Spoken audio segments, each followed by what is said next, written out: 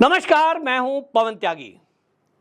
बड़ी खबर आ गई और वो ये कि अमित शाह, देश के गृह मंत्री की ओम बिड़ला जी से मुलाकात हुई है, जो कि लोकसभा के स्पीकर हैं।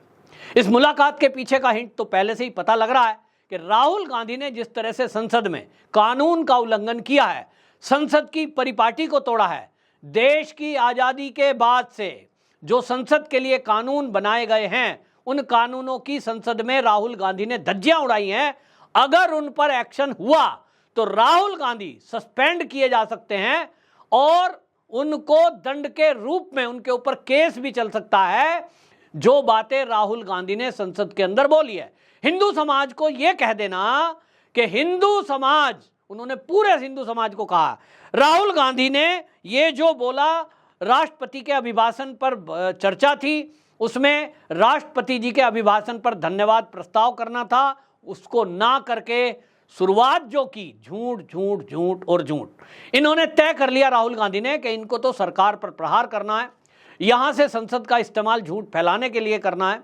तो राहुल गांधी शुरुआत कहां से करें और एंड कहां से करें, इनको समझ में नहीं आता है।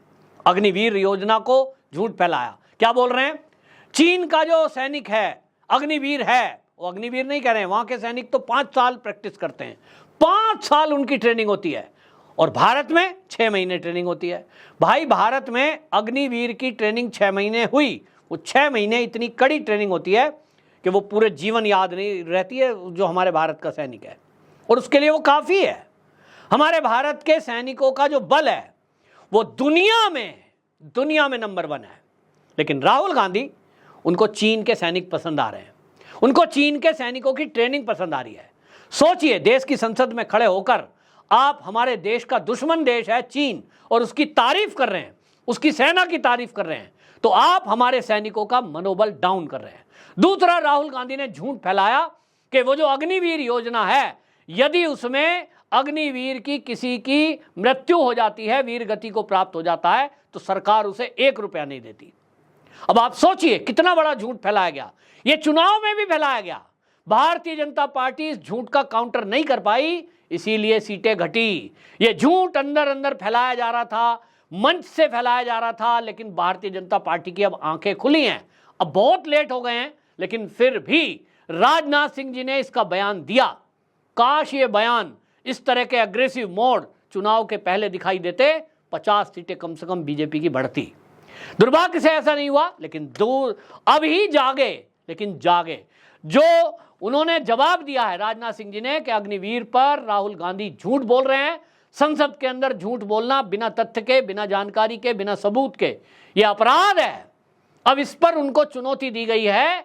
यदि लोकसभा स्पीकर ने कहा कि आपने जो बोला वो झूठ, या तो उस पर माफी मांगिए वरना सबूत दीजिए। राजनाथ सिंह जी ने डिटेल दी है और उन्होंने सीधा बता दिया कि जो अग्निवीर योजना के तहत भी जो सैनिक बनते हैं, यदि अपनी 5 साल की नौकरी के बाद वो, जिसको कह रहे हैं कि वो वहां से अग्निवीर योजना से गए, पहली बात तो 25% उसमें जो स्ट्रेंथ है वो परमानेंट होगी।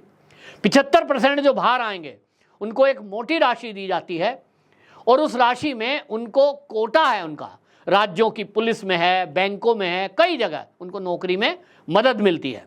लेकिन जो वीर गति को प्राप्त हो जाते हैं, जिस पर राहुल गांधी मेन रूप से देश के युवाओं को भड़काते घूम रहे थे चुनाव में, उस पर राजनाथ सिंह जी ने जवाब दिया है। आप सबको भी जानना चाहिए कि अग्निवीर पर किस तरह से विपक्ष ने झूठ फैलाया, सच्चाई क्या है। आपको मैं पूरी डिटेल बताता हूं।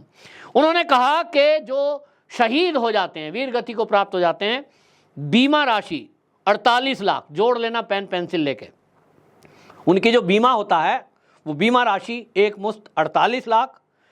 आयु महिला कल्याण निधि 30,000 रुपये, वो उसमें ऐड मिलता है साथ में। अंतिम संस्कार का खर्चा परिवार को, ये मिलिट्री वाले उस डेड बॉडी को लेके जाएंगे, चाहे परिवार लेकर जाएगा, 9,000 रुपया। ACWF, ये एक फंड है 8 लाख का, वेलफेयर फंड, ये दिया जाता है। अनुग्रह राशि 44 लाख, अब इसको आप जोड़ दीजिए, 44 लाख, 48 लाख, 8 लाख और 39,000, ये जोड़ देंगे तो आप देखेंगे कि ये राशि जो है 1 करोड़ से ऊपर बैठ जाएगी। ये है सच्चाई, और राहुल गांधी फैला रहे हैं झूठ। क्यों? देश के युवाओं को झूठ बोलकर बरगलाया जा सके। चुनाव में वो कामयाब हो गए, लेकिन अब चुनाव के बाद कुछ राज्यों में अभी भी चुनाव है। हरियाणा में है, बड़ी संख्या में सेना में लोग जाते हैं। अगर ये इसी तरह झूठ फैलाते रहे, भारतीय जनता पार्टी इसी तरह कमजोर रही काउंटर करने में, तो ये झूठ फैलाएंगे।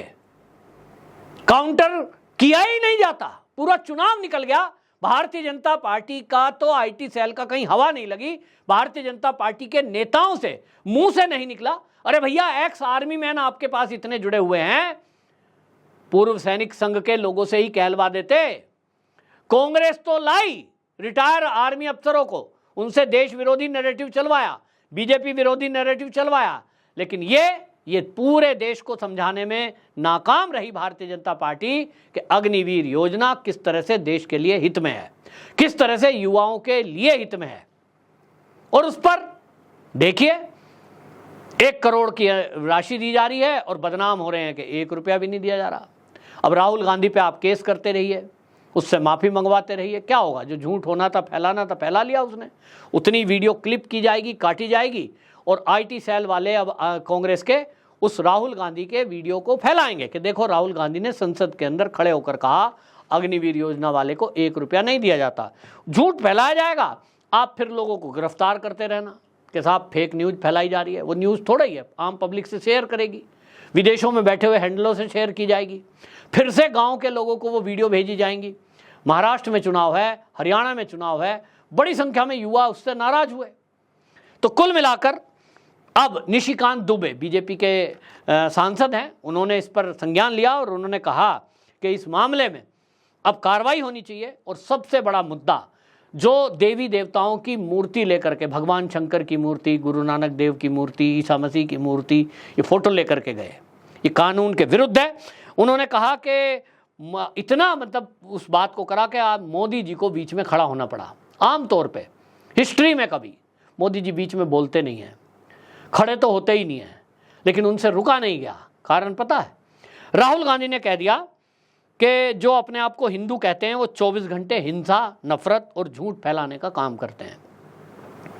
अब अगर इतनी बात सुनकर मोदी जी बैठे रह जाते तो फिर तो उनके हिंदुत्व पे सवाल उठ जाता।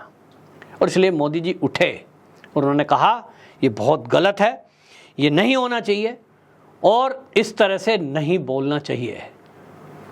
इसी बारे में मुझे लगता है एक बड़ा एक्शन लेने की तैयारी मोदी सरकार करने जा रही है, क्योंकि उसको पता लग गया कि ये संसद के हर सत्र में इसी तरह झूठ फैलाएंगे, इसी तरह नफरत फैलाएंगे, संसद का दुरुपयोग करेंगे, मीडिया में चल रही खबरों का दुरुपयोग किया जाएगा, क्योंकि संसद का लाइव कवरेज चलता है बिना कटिंग, पूरी दुनिया उसको सुन रही है, पूरा देश उसको सुन रहा है।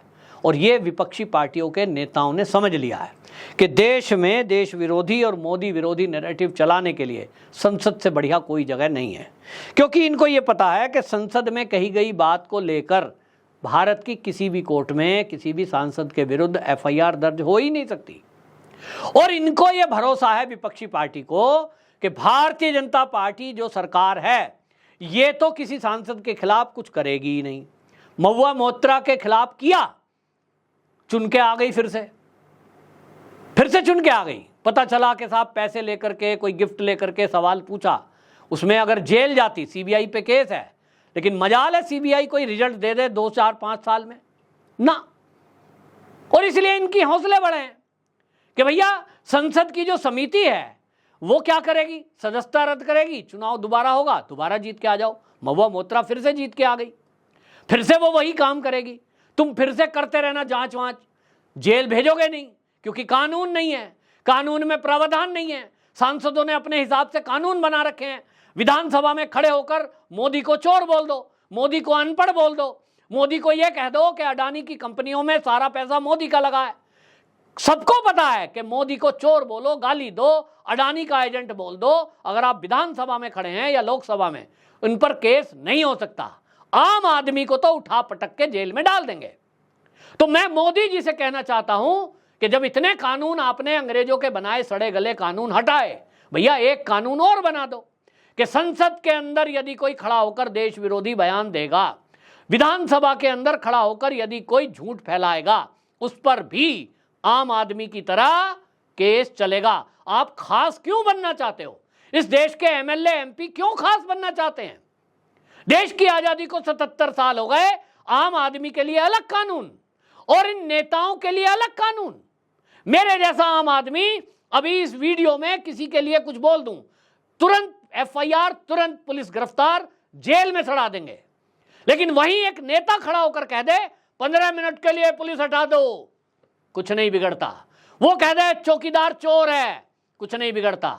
ये मोदी मौत का सौदागर है, कुछ नहीं बिगड़ता। दो कानून क्यों हैं?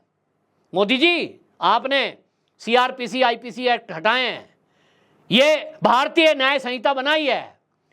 मैं अभी भी इससे पूरी तरह संतुष्ट नहीं हूं जब तक एक कानून, आप कहते हो ना एक विधान एक निशान एक संविधान, एक संविधान का मतलब है संविधान, देश के सभी नागरिकों के ऊपर एक कानून, जो अभी तक नहीं है। जब तक एमपी एमएलए के ऊपर सेम धाराओं में सेम तरह से केस नहीं चलेगा जैसा कि आम आदमी के ऊपर चलता है, तब तक मैं नहीं मानूंगा कि संविधान देश में बाबा साहब भीमराव अंबेडकर का लागू है। नेताओं ने अपने हिसाब से अपने कानून को बदलाव कर रखा है जिससे इनके 100 गुना भी माफ हो जाएं, आम आदमी का एक भी गुना माफ ना हो। मेरी बात से यदि आप सहमत हैं तो कमेंट में लिखें, वीडियो को शेयर करें ताकि ये हर नेता के मोबाइल तक पहुंचे, इनको पता चले कि देश की जनता चाहती क्या है। आप क्या चाहते हैं? अपनी राय जरूर लिखें। वंदे मातरम।